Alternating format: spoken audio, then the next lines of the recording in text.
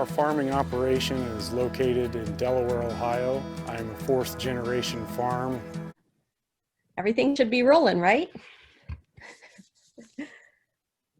If everyone can hear me, I do want to thank everyone for the opportunity to be here. Let's see, we've got a few little, I like to be able to see everybody. It's so interesting, like whenever we are sharing our screen, we can't always see what's coming up. But you'll see that this is a team effort today. This is a National Farm Safety and Health Week, and yesterday was the emphasis on children, but we had some other women in ag programming that was going on during Farm Science Review. So we're kind of combining Farm Science Review and National Farm Safety and Health Week, and we think that this is a great conversation to have, and it was a great opportunity to bring some other ladies together that's on our team that have if we haven't been a mother, we've at least been children ourselves, but everyone here has contributed and will be part of our presentation today. So I need to advance this screen. The interesting thing about these casual conversations is that we want to give an opportunity for everyone to participate. And so the objectives are really casual themselves. I just put them there more as a guide. I wanted to introduce us to the culture that really exists in agriculture, because it does impact how we think and how we feel on the farm. And then our team is going to talk about the ages and stages of development that we go through as children based on childhood development guidance, and then what rationale we have to giving jobs to the farms depending on those age groups.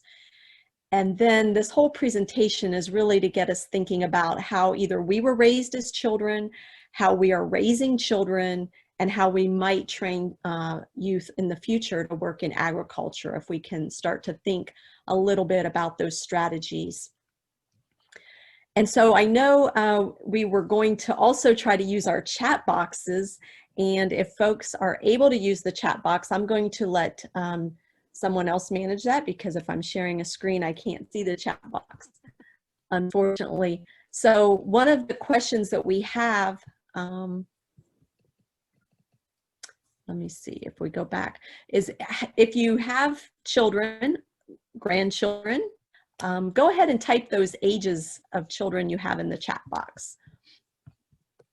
If you have currently any children that are either working on your farm,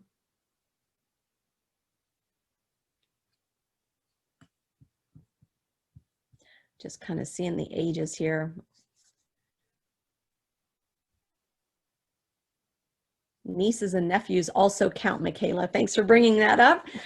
Even neighbors, right? Yes. As we bring children to the farm that are neighbors, young workers. On my farm, we had sleepovers a lot. And so we had a lot of extra people around. And Stephanie has one on the way, so that's exciting to see. So, okay, good. As we keep sharing that. Yeah, definitely. Congratulations, Stephanie. I did not know that either. So we learn new things about our coworkers here. It's soon too, right, Steph?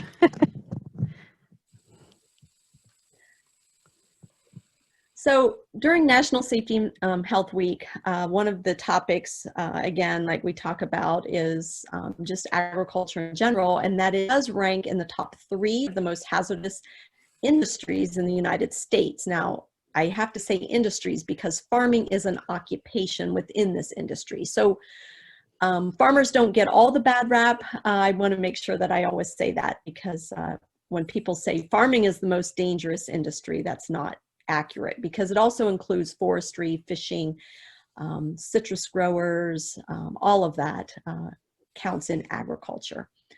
But one of the statistics that's really hard to share are that our youth workers, those that are 15 to 17-year-olds, had a fatality risk back at the turn of the century, and those statistics remain the same. 4.4 times greater fatalities as other young workers in other occupations of their same age. So that is really the reason that we're talking today, is what puts these young people at risk. And these are the statistics that I hate to share. But we do know that farming is an occupation.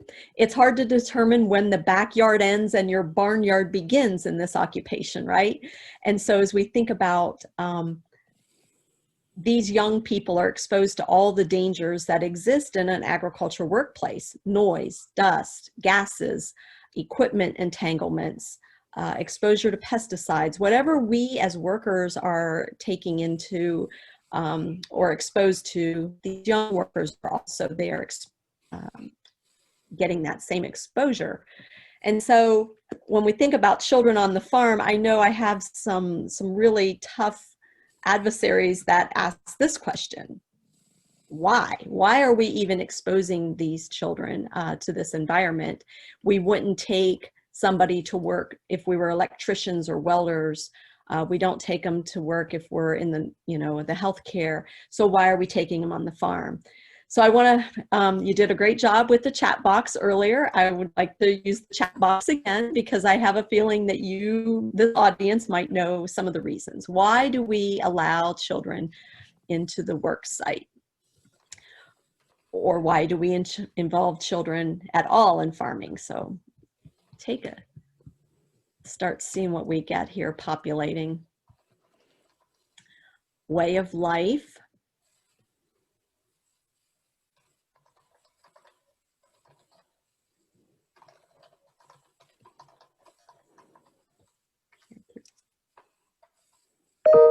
Lack of childcare. That is certainly an issue in the rural communities. Building life skills and encouraging work ethic. Definitely, it does build life skills.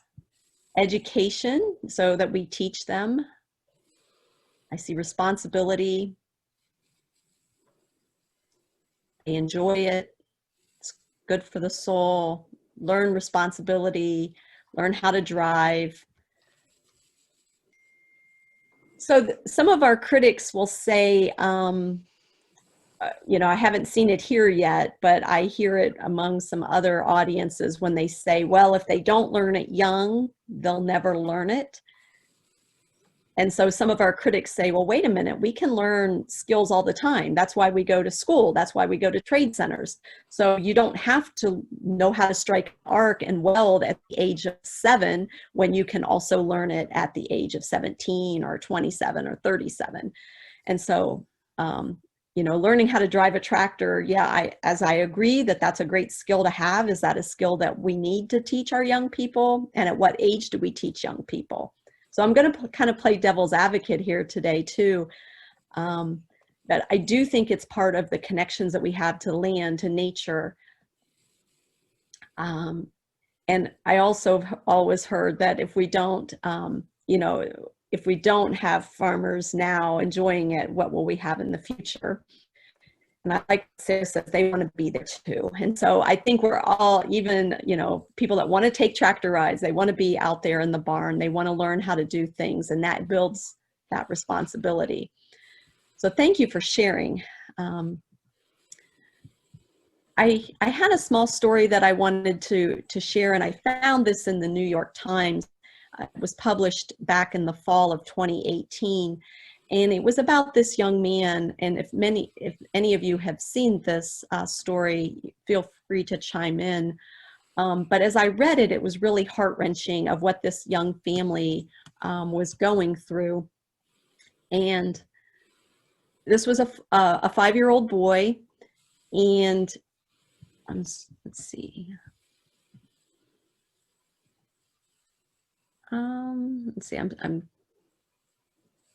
I'm looking at some other info.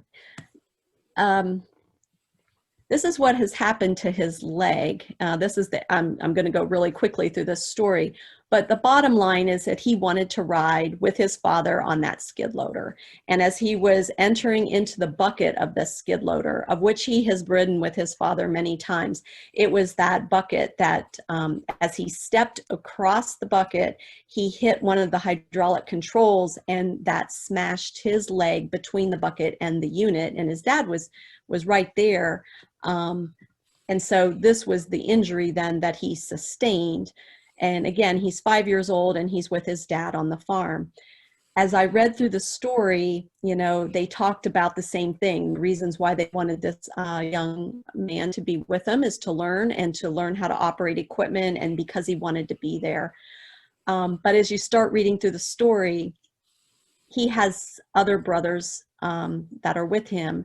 And a few years earlier, that same skid loader caused an injury to his older brother while they were operating it. And so they were getting questions from the reporter about, well, why do you continue to do this? And this family said, it's for economic necessity. We need these kids to be on the farm. We need these kids to help us. We took out a $400,000 loan, and they need to, you know, to work, be with us. And so then when I keep looking at that leg and that injury and what that follows with that young man for the rest of his life, did that family really put him in the best situation? And because of the economic necessity, I look at the financial problems that they'll probably have with rehabilitation and things down the road. So sometimes we don't always think for the moment. I wish we all had like 20/20 vision, right? So I know that's a really hard story. I gave the link there. Let's put a happy picture up on the slide. So get away. Can I interject something too? That story that you just shared brings something to mind too when we teach lawnmower safety. So even kids that aren't on farms, you know, might be in an urban area, or, you know, also handling pretty large equipment, whether it be a push mower or a riding mower. And, you know, some of these same types of injuries happen even for young kids who are not on the farm, but might be operating some kind of machinery or, you know, things around just a house, you know, a household or on a residence too. That is exactly true. And we know that machinery, our reaction time as humans cannot compete with how fast a piece of equipment can either wrap you up or cut you, or even just, you know, overpower you. And does anyone else have anything to share about just some of the realities of working with equipment and the ages? I think we're going to get into some of that, but. Well, and I think too, our farm families in particular are not as large as they used to be.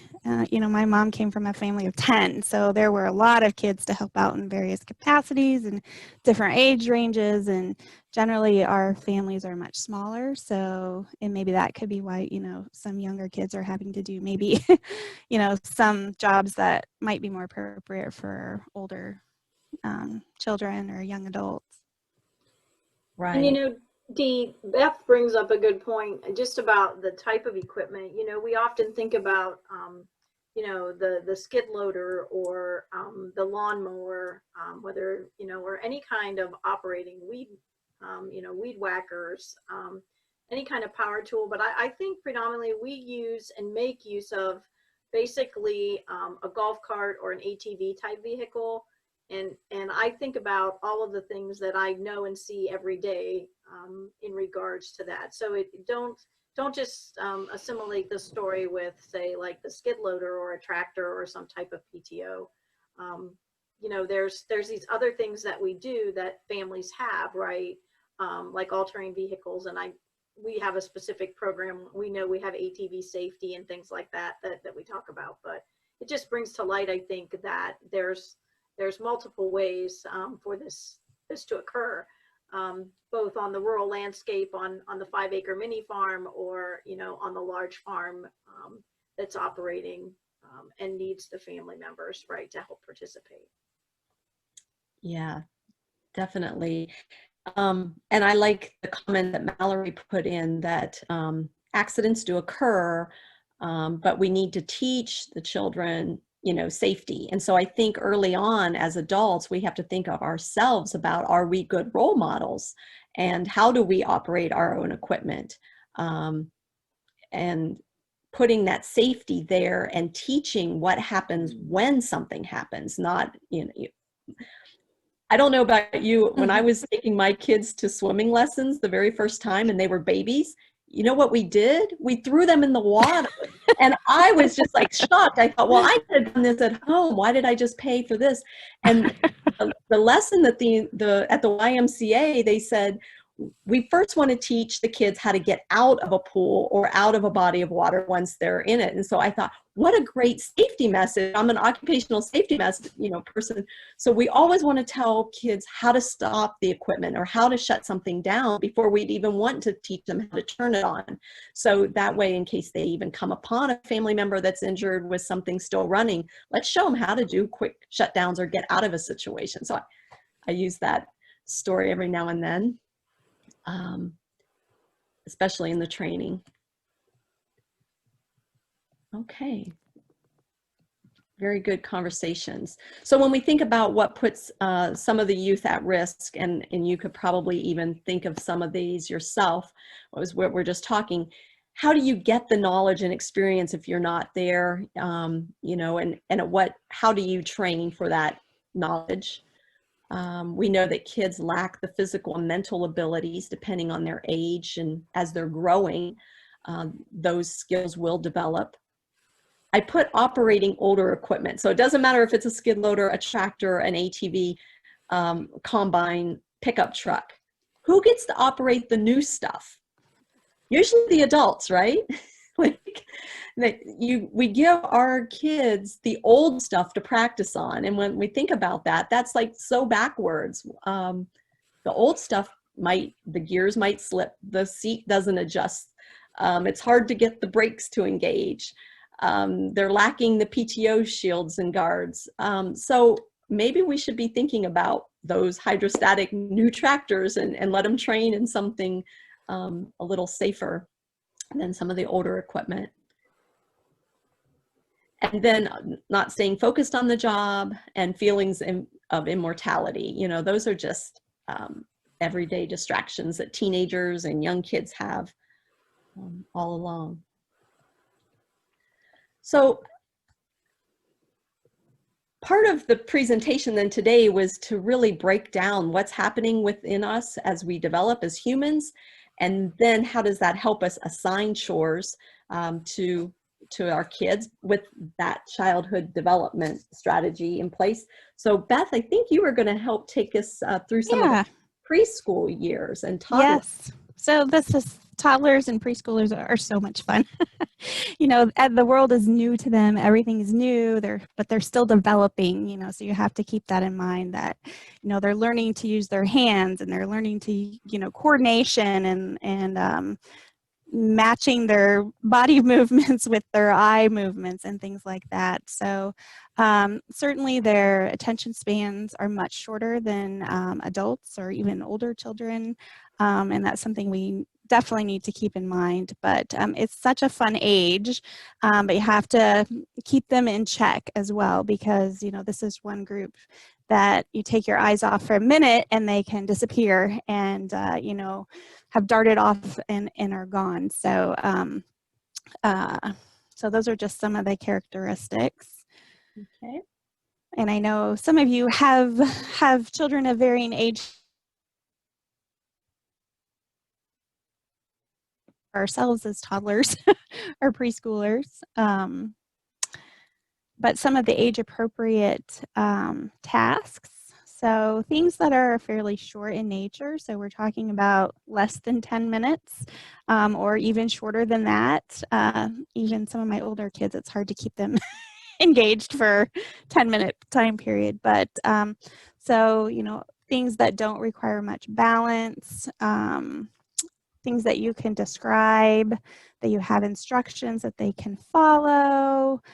This is not an age group where you're going to want to have very precise, a precise outcome. And you certainly don't want them in high-risk environments. And one thing I think of especially is, small children around big equipment. It's very difficult to see them. So, just making everyone aware who is on the farm at any given time, for example, to be on the lookout. These are the, the folks that are here, because when you're in a big piece of machinery, you can't hear and you can't see necessarily what's going on around you. So, and little kids don't know, toddlers, preschoolers don't know that they're in danger if they're, in close proximity. They're just exploring and, having a good time. So, would anyone like to share maybe some tasks that they've given toddlers, or maybe some of your younger nieces and nephews on the farm?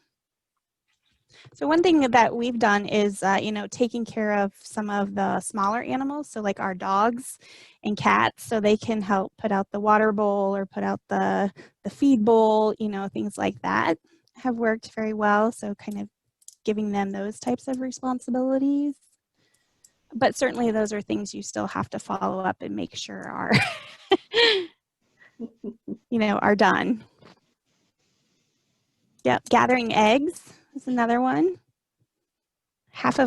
Seems like even my 6-year-old, half the eggs end up in with the dogs, and the other half do make it to the kitchen. Sometimes they're broken and sometimes they're not. So again, as long as you don't mind, or not expecting perfection. Watering plants, that's a great one.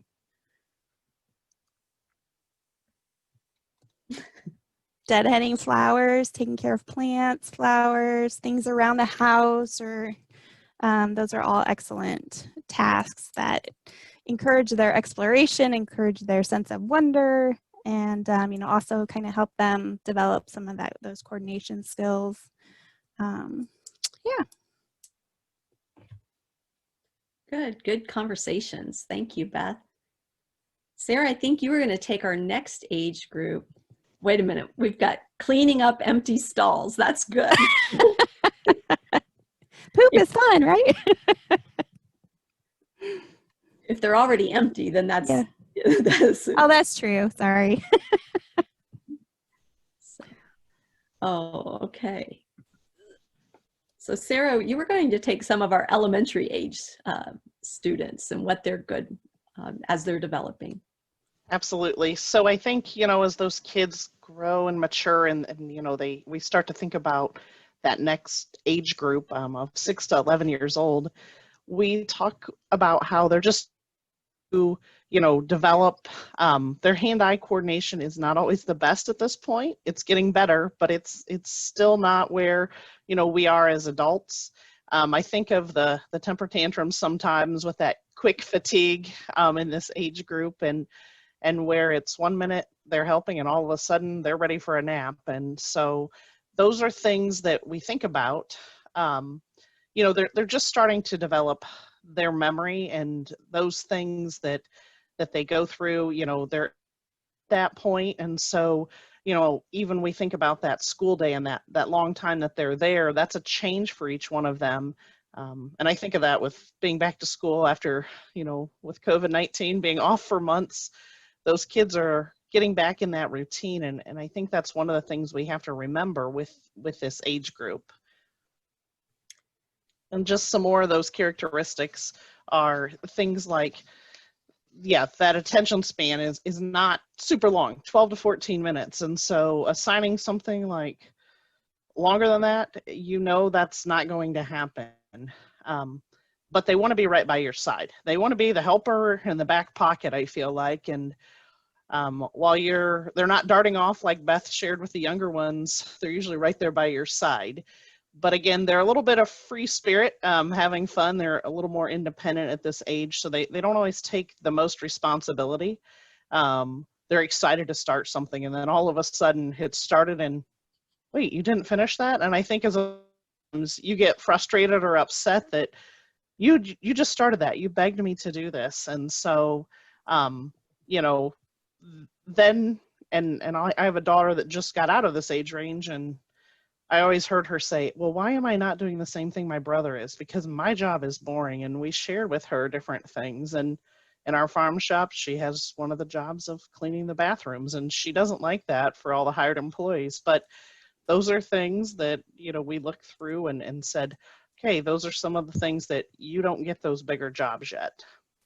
I think one of the things too that we want to talk about too with that is just looking at what can they do. And so I don't know what some of you have, and we can share in the chat box, but I did want to share that at this age, while we think they're getting older, it's a hard age where, you know, you can't have those kids having those power tools. And I think that's hard because I think in today's world, we think those kids are so much more advanced. They have technology and they're doing little things.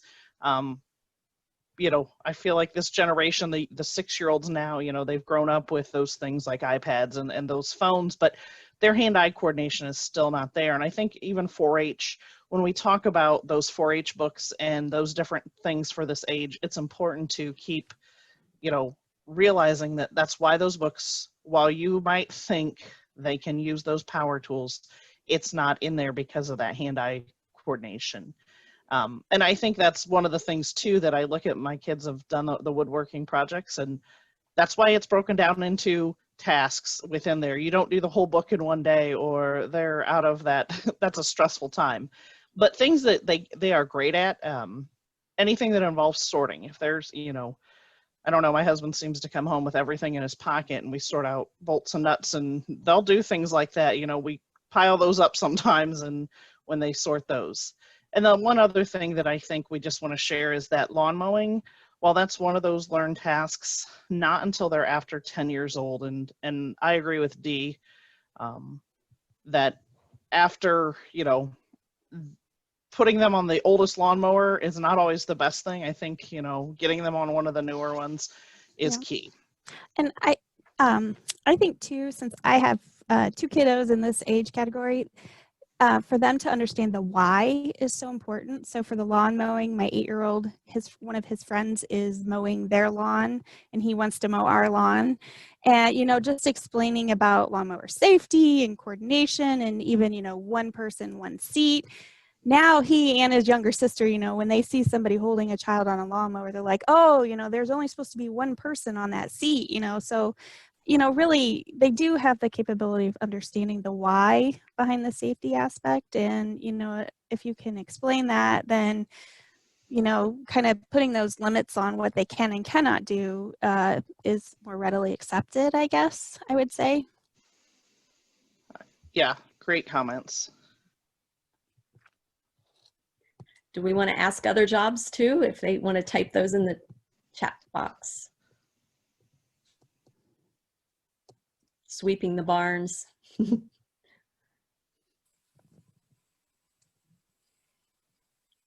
Wheelbarrows are great. They're not full.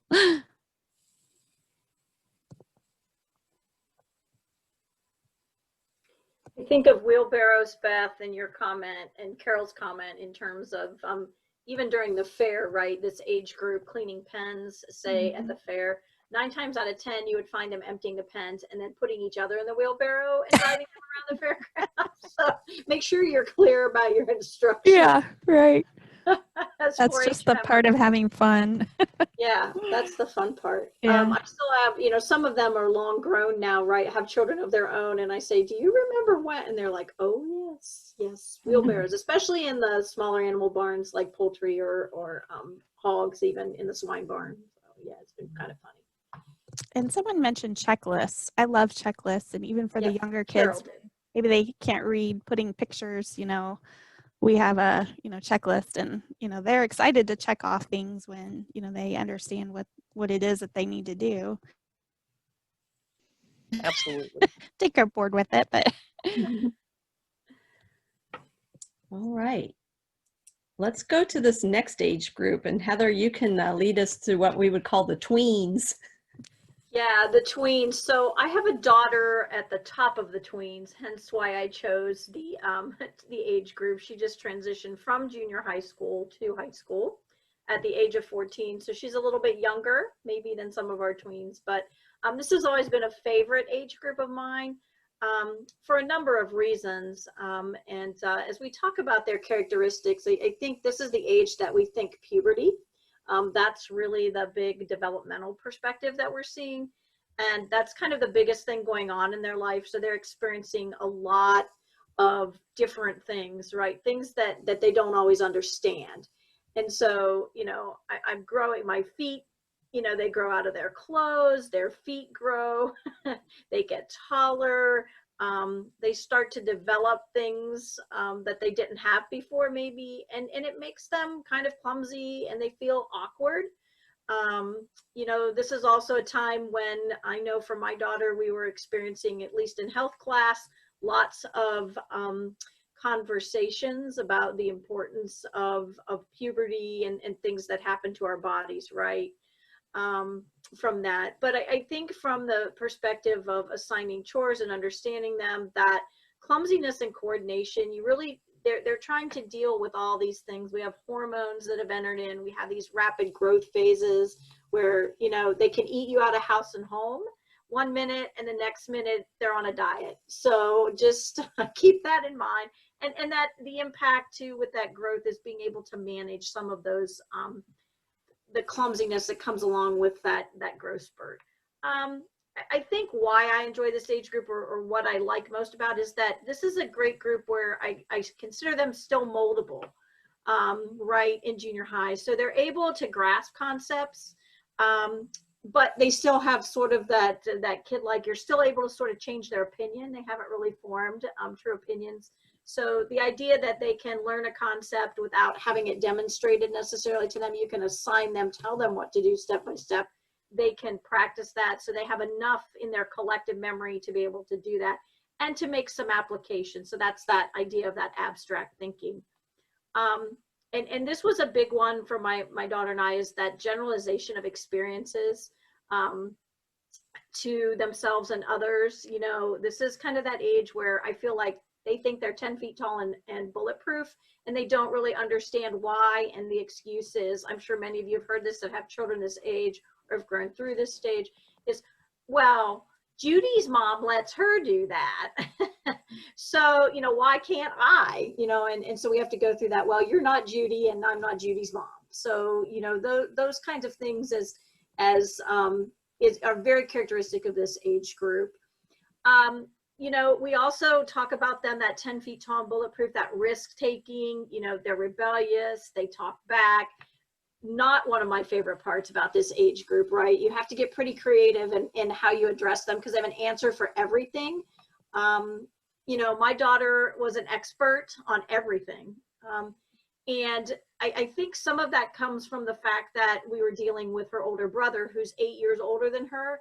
So socially, she was, more mature, but emotionally, maybe not so much. So we see that with girls, particularly, I think, and even sometimes, with boys, we tend to be more withdrawn, from that piece of it. So even between the sexes, we might see some different kinds of things happening there as well.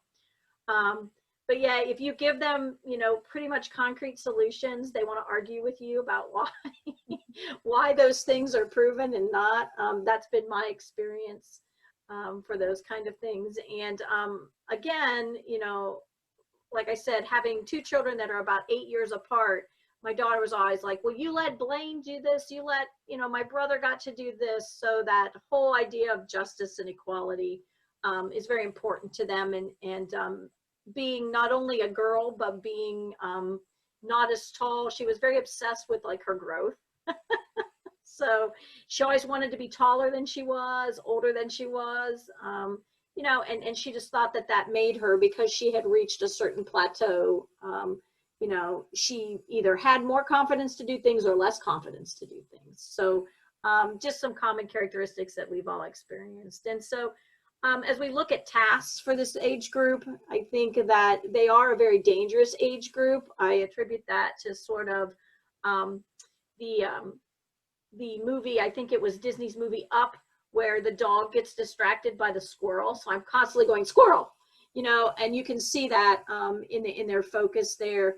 My daughter definitely was a high risk taker, and maybe not so much with machinery or equipment, but in relationship to not really recognizing or making good decisions about even things like the internet. and being able to manage talking and texting and photos, things like that. And so, you know, at this point, we do give her, I can think of some of the things that we see here. We gave her, usually in this bracket is where we start talking about being able to operate the ATV and driving and maybe taking shorter missions, like within visual sight, with lower supervision, you know, still, so we're on the farm, but we can see where they're going. So giving them specific, having her drive to specific places on the farm, maybe help with fixing fence, learning, you know, to drive the tractor or the, you know, the ATV there, helping with some of that piece. So again, more physical requirements.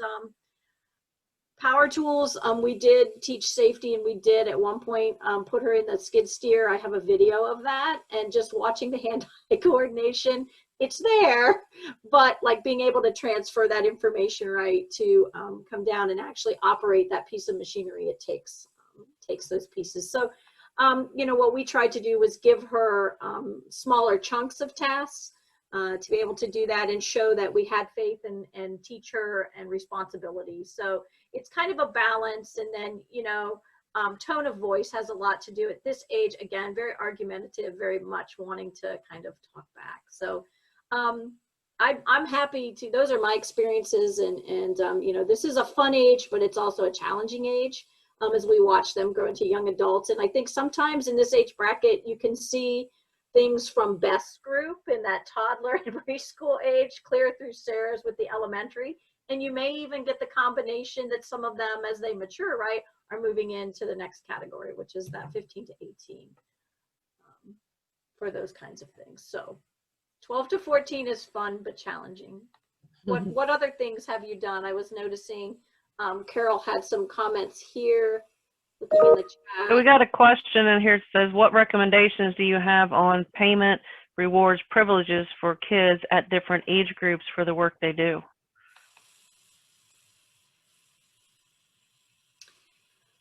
I know for at this particular age for us, Mallory, we don't typically provide monetary reward with that, but you can earn credits.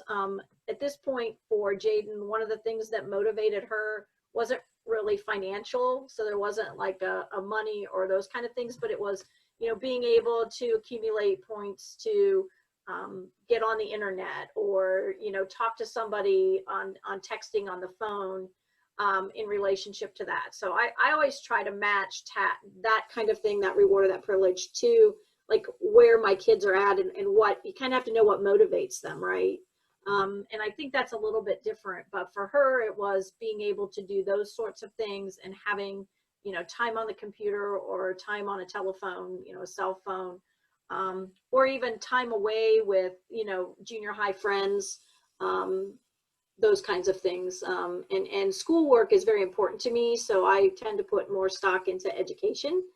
So, which was an area where Jaden was not as motivated. So again, it's about knowing your things, but I have put her in roles where she's been able to do, I was just seeing Carol's comment about younger children's chores. And so, you know, this is a good age. If you have older sibling, you can kind of assign them some light supervision.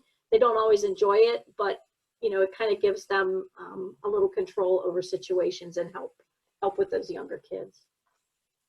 I'd be curious to know what other folks have done for privilege and payment rewards. Mine didn't have a choice. They had Yeah. I was like, I feed you. Yeah.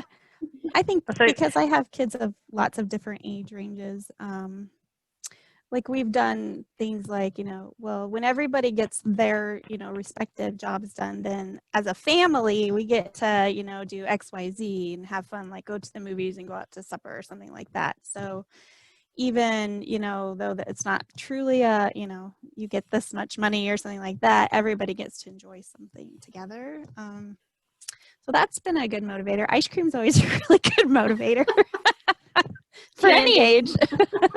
Yeah. So I don't really do allowance, but, you know, if they are, you know, keeping up with their jobs and things, I'll give them money to go do this or that. But for little kids, it's amazing what $1 will do. Yeah. you know, $1, okay, yeah, I'll clean the whole garage. It's like awesome. So at our county fair, Beth, that makes me Yeah. think about what $1 can do. Yeah. We are bulk food stores in the Farm Bureau building, and they always have penny candy. So Mm. $1, you know, for little kids, $1 can get you like 100 pieces of bubble gum. Yeah. Which, Wow. if you're a clover bud, you know, Yeah. that 5 to 8-year-old category, That's they awesome. blanket that table. So Yeah. Yeah.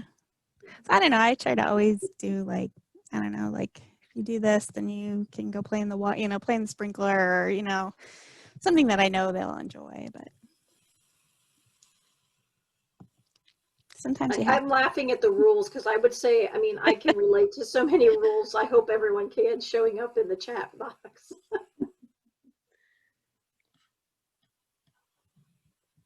Okay.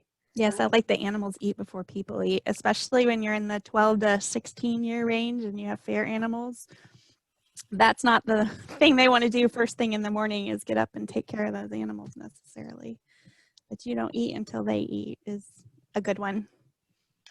Well, and after school, all the sports and all the activities that the kids had, it was like, well, who's gonna, if you're going to do all those things, you still have to figure out how to balance and have those animals taken care of. So, yep. Mallory's got another comment down here. I agree. There are jobs they just have to accomplish, but aren't you afraid of burnout to where they won't want to do it when they have a choice? It is bad to provide something: internet time, game time, date time, or date money, gas money, candy, that type of thing. I always got told, which I guess I'm transitioning to that age group. My turn. The 15 to 18-year-olds, you get a roof over your head, you get gas in your car, Do it. you get food to eat, you get clothes on your back. So you got chores to do. Go do them.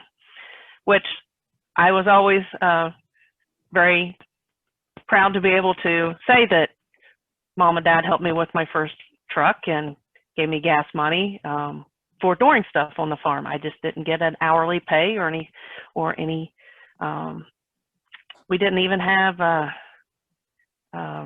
allowances. You know, there's things you got to do, and you do what you do what you're supposed to do, and your chores, and whether it's on the farm or in the house, and we'll help you out along the way. So that's kind of that age range of that 15 to 18-year-old. They're more of that monetary item, the stuff, so to speak, is what they're more so looking for, because they're looking to buy that first car. They're looking to have that money to be able to go out. So they're more willing to probably get out there and do jobs for hire. And so as farm hands, we need to watch out because, well, I was one of those growing up as a kid. Dad would come home from work and say, you're going to go set the back of here, you're going to go house the back of there, or somebody's baling hay and this is what time they're starting, and make sure you're there. So off I'd go and work for whoever Dad was sending me to that he had got a phone call from. But at that point in time, when you're in that 15 to 18 year range, you're probably over that awkwardness. There are still, when I was teaching high school ag, and Sarah, you can say it too, there's still some awkward 18-year-olds. There's still some kids that are in that awkward phase. They just have not grown into their physical ability yet. So you still have to be cautious of that. Most of the time, though, those kids have made that way through. And so they are growing into being more of an adult and putting on that adult appearance. So we sometimes think that we can give them more activity to do and be more responsible with them. They also start thinking on their own and throwing out ideas. And so they've got that abstract thinking, well, if you want me to do it this way, but I think I can do it this way, it might not always be the way you've got it, the way you've always done it, but they might have a better way to do it. And you just have to change. Sometimes it's difficult, but let them think. Looking at size and age to overcome, because just because they are a bigger adult or a bigger kid so to speak. They may not be able to still manage carrying a 50-pound bag of feed on their shoulder. So you got to be able to pay attention to that kind of stuff too. They also think that I'm a big kid now. I'm immortal. I can be competitive. We're going to see who can stack the hay the highest and the straightest and the best, and the wagon's going to make it through the field, and then whoever dumps, then guess what? You get to pick it up all by yourself. So they're very independent at that point in time. And I have one who is now 19, but you know, I always got I got this, Mom. I got it, Mom. And granted, he did most of the time have it, but still made me nervous as can be. So they act like adults. They're 18 going on 30, and they think that they can take on the world. So, which brings us to our next slide, D, which is they take on those adult tasks. So they still are youth. They are still trying to gain knowledge and experience, and we as their parents, supervisors, role models need to make sure that they are learning how to do these things and not just you know, trying it on their own. They need to be careful also when we're delegating old equipment, because as we've talked, that sometimes the old equipment is missing some of those safety measures, and we want to make sure that they understand how to operate that older equipment. I grew up in the hills of southern Ohio, and nobody was afraid to throw us on a tricycle tractor and hand clutch, and off we go with a load of tobacco or hay or whatever, and off you went driving. So you've got to be able to know how to manage that equipment also. So using that, you know, the newer equipment, as we said earlier, is probably a safer method to be teaching our individuals on as they are gaining experience, because they may think they know it all at this age, but they do not. They're still learning, and they're going to learn well into their adult age that, you know, and then they'll look back. It's amazing the number of my students that come back and say, I remember you telling me this because I just got my first house and I had to do this. So they do, whether we think they pay attention or not at this age range, they really are. It just may take them a few years to realize. And Gigi, I think adding to that, after teaching high school agriculture, just because they're 16 and possibly have a driver's license doesn't mean that they're trained on operating some of that equipment, whether it's old or new. That there is a training that needs to happen with that, and there is, you know, those safety lessons that they need to understand that.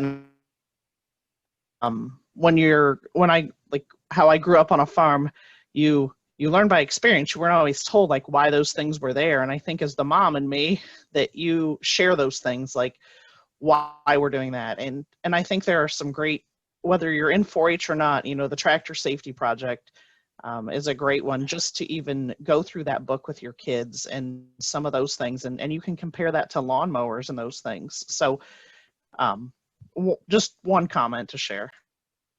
Yeah, and I forgot to touch on the fact that, you know, as we are using this age group to be in that work-related, given more jobs to do out on the farm, we also need to remember that as we are hiring these individuals, they do need to make sure that they are 16 to be able to do the majority of this work. Some of them can start this work as early as 14, but there are those training programs, as Sarah mentioned, that they need to go through to make sure that they know how to operate the tractor safety and the other equipment. And they can gain that through extension programs that Dee puts on through the Ag Safety and Tractor Safety Operation course, and through their agriculture education programs.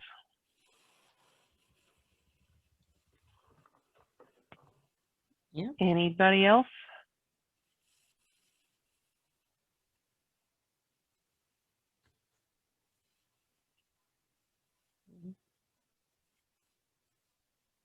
Okay. Next slides are for Lisa. So yeah, I just want to take us all back to making sure that we remember at any stage of development, the supervising adults might understand might not understand that the physical size doesn't equate to a child being physically coordinated, mentally capable, or emotionally ready for a task. Different kids will develop at different rates. Not everyone on the farm is capable or ready to be assigned a certain task at the same time or age. So we just need to keep that in mind, that just because physical appearance would maybe indicate that they're ready, wouldn't necessarily mean that they can emotionally or mentally take on a certain task. If you want to go ahead, yeah. So in many situations, it's the adult's expectations that actually exceed the child's development process. It's natural that we think our own children can do more than someone else's. I can't tell you the number of times that I've experienced that through life. I've watched grandparents think that that's the case. I've watched parents think that's the case. I'm sure I've thought that about my own children at times. My oldest niece, I was still back at home on the farm when she was born, and her dad is 6'7", so she grew at a very rapid rate. And so when she was 2, she was wearing size 4 clothes. When she was 4, she was wearing size 8 clothes. So my dad always just felt like she could do anything, and yet she was still just very young. You know, she at 5 years old, she looked like she should be a 5th grader. So we just have to keep those things in mind, not only with that physical side, but also just some kids don't develop skills as quickly as others in certain areas. So. Well, also, I mean, you brought up a really good point, Lisa, about supervision. Liability is a very real thing, you know, and if you do have, I've seen in this area, getting back to some of the critics, you know, when we see a parent that puts kids in the bucket of a skid loader and drives them to a work site, you know, or that we allow kids on, there are people that are watching us that are not agricultural friendly, and that report some parents for child neglect, similar to leaving a kid in a car. You know, how can you put your kid at risk for certain things? So not just that as adults expectations, I mean, yeah, we have our kids operating a chainsaw because we've trained them and we know that they can master certain things. But there's other folks that are watching us and that would think that that's a horrible thing for us to do. And so we have the liability, I think, when you ask kids to do certain things. As parents, you ask them to do anything, but you can't ask other students maybe that come to your farm, right? The other thing that's important to keep in mind is that all of us can sit in a perspective of the things that we did as youth on the farm, and reflect on those types of things. And farming, the nature of farming has become so much different in today's age because of the size of the equipment. It has changed drastically from the time we were children to the time of our own kids being on the farm. So you think about the size in particular of a grain wagon that would go out to the field, and it's quite possible for a child to become engulfed in a grain wagon now. Not only a bin, but just the transport equipment is so large that that it's not safe for kids to play in that kind of an environment. Yeah, so that, why don't you go ahead and pose that question that you want to ask then? So yes, so has the culture around safety or perspectives of how we view safety changed over the last several decades? And that's just one example. And I think, you know, our equipment has been made more safe.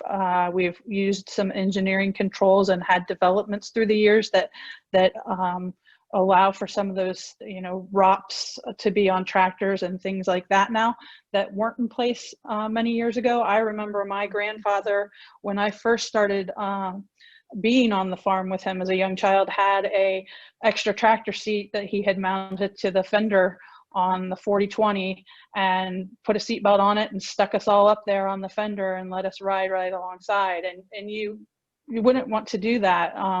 If the tractor rolls, someone would be hurt. We don't put extra riders in the tractors, and so those are some of the safety changes that have happened. So in some ways, our culture has become more safe because of engineering controls, but at the same time, the same types of tasks may not be acceptable because we've also had this kind of push up in the size and scale of farming operations and equipment. You know, I'll share just something. Recently, we started looking for a new lawnmower here for the family, and one of the safety features that has been installed on a lot of models is when you enter into the backup mode, the PTO stops running. So you can't, if you did have small children or children that would maybe run along behind a lawnmower and didn't anticipate the lawnmower backing up, right, running them over, you know, it's still bad enough to probably be run over by the lawnmower, but at least now you may not be, you know, injured in another way, such as being cut by the blades or, you know, the rotary cutting action of the lawnmower. So I thought that was interesting because that's not something several years ago that you would have seen. It's like, think of backup cameras in car vehicles. Think of all the safety measures that we have because some tragedy has happened, right, Dee and Lisa? Yes. And I know we touched a little bit on just making sure that we are having those conversations with kids. So talking about safety at a young age can really establish that culture from them going forward on the farm. If they learn many of those safety protections and habits and follow the example of the farm operator or parent or grandparent on the farm, it will carry with them through the future. And there are many kids who just want to have that explanation. They don't want to be told to do something. They want to know the whys. So stop and take the time to actually give them the whys about why safety things are in place and what happens when those aren't there. Yeah, very good points. I know we're winding down at the end of our hour. We may have even gone over. I have a few resources that I'm just going to show as we scroll just 2 slides here.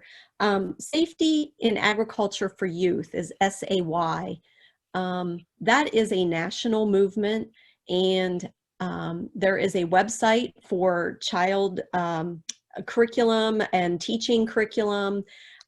We have some belief statements that we listed there, but there's a group of safety and educational professionals that are working to put things out. It doesn't matter whether you're in Kansas, Ohio, or Topeka, you know, wherever you are, Paris now, right? Because of the internet's so broad. But we want to make sure that kids stay involved in agriculture. That is our mission, and that we are teaching the best we can to give them those skills, helping adults with supervision. And so if you ever need curriculum or lesson plans, we are populating that page as a national clearinghouse. And so you might find some information there put out by your colleagues or other educators. If you have something that you'd like to post, we're happy to put that there. And I've heard a few of you talk here about some of what's in our 4-H family guide here in Ohio. We have that National Tractor Machinery Safety Handbook. That's what we recommend for the tractor education. So it's available in every county office, and you can also find it online. They just republished a new version, but our books in Ohio are still good. The content's still good. We just updated some photos. And the National Children's Center, definitely want to mention them and give them a shout out. They are out of Marshfield, Wisconsin, but they are funded to do nothing but child safety in agriculture. And some of those age appropriate tasks and the chores, they have some very good guidance. If you want to see some more of that broken down, you definitely reference their materials. And then just ending here with our website for Ohio's ag safety. .osu.edu can be some sources if you want more information about tractor certification or other programs. And I do see that Gigi's posted in Ohio the National Farm Safety and Health Week, and thank you for putting that in there. What other questions do we have about youth working on the farm? I know we didn't get into any of the legal ramifications, but can certainly answer other questions. It's always fun growing up on a farm. It's a great privilege that we have. Dee, I just want to make a comment. I know Mallory had in the chat box about being afraid of burnout, where kids wouldn't want to do those chores.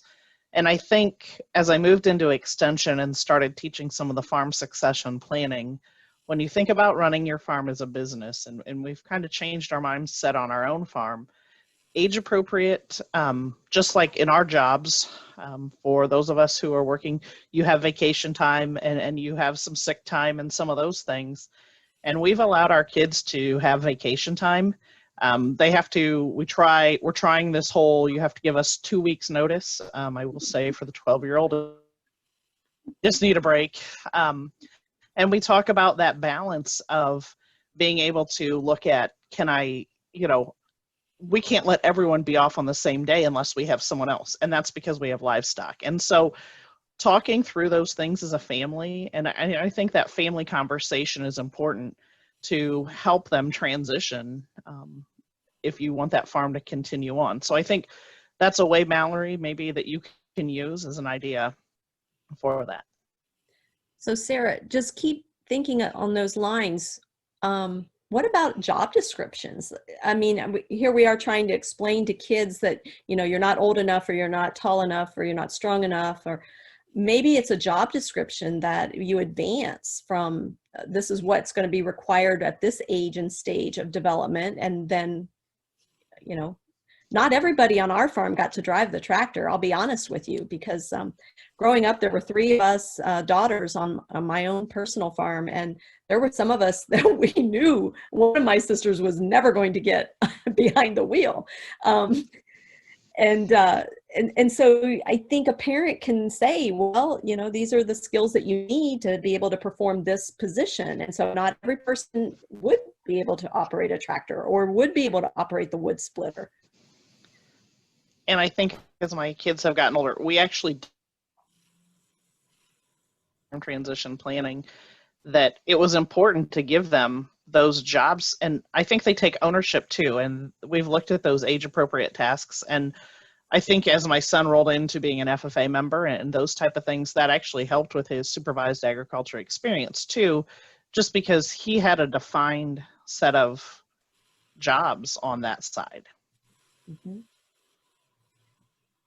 I just posted too that, like, the whole idea, like you were saying, Dee, about job descriptions, and that Sarah talks about with, making it like a job, or having those perks of sick time and vacation time, goes along with that is, setting goals. So, with the 14-year-old, like, you're moving into an SAE project. So, talking about, there are certain things that, certain goals that you have that you want to achieve, right, within that project, and that requires a certain skill set that's linked to, right, a certain job that needs to happen.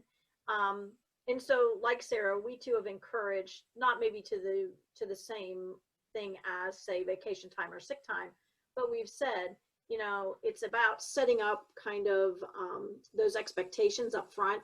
And so we enter into more of a contract, is here's what we expect you to do.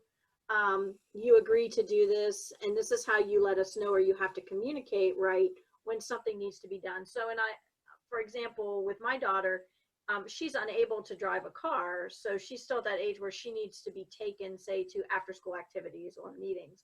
And so one of hers is drama club. And so, we're like, okay, in your planner, we need to know you have drama club practice, but we're also right now tying up steers, right, and working with cattle, and completing chores. So there are things, schedules get adjusted based upon the days that we have drama club practice. And so we try to give our kids understandings that you have to communicate that, we'll work with you and plan, but there's this idea that we want to have those expectations up front, right, so that when we talk about tasks that you don't really like to do or you're having problems with, that sometimes we take the good with the bad, right? We were flexible, now we need you to be flexible, right?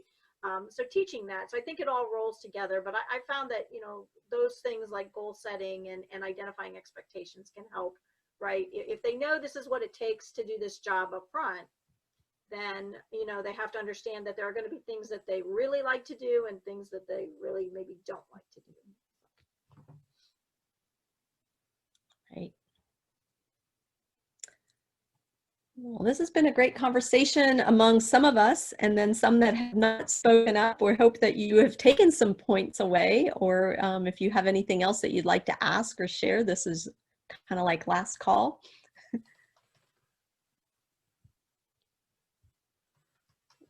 Kind of glad to have so many with us listening in. All right. I think this wraps up all of our Women in Ag sessions this week as well, right? Gigi, Heather, this was our last kitchen table conversation, but if you would like to see more about women in health, join the nationwide event that I posted in the chat box. That'll be tomorrow. And moving forward for future opportunities, we hope to be able to have some winter-based programming coming out here. I know our East Ohio team is working on dividing our conference up this year and planning for continued no face or faceless contact programming. So we have some special things coming those way, but we are perhaps going to sneak in a few field days where we can have permission to do those. So we'll keep you posted on the Women in Ag, the Ohio Women in Ag blog site with those things. So we look forward to doing those. Thanks to Dee for organizing our group today. We appreciate it and leading the conversation. It's always fun for all of us to share in that. So Gigi, Sarah, I know Beth had to hop off, but we hope that we've been able to provide some conversation and some tips for better understanding around farm safety for children on the farm and some age-appropriate chores. And once again, we thank our sponsor, the Ohio Soybean Council, for sponsoring our kitchen table conversations this week. Thanks for joining us.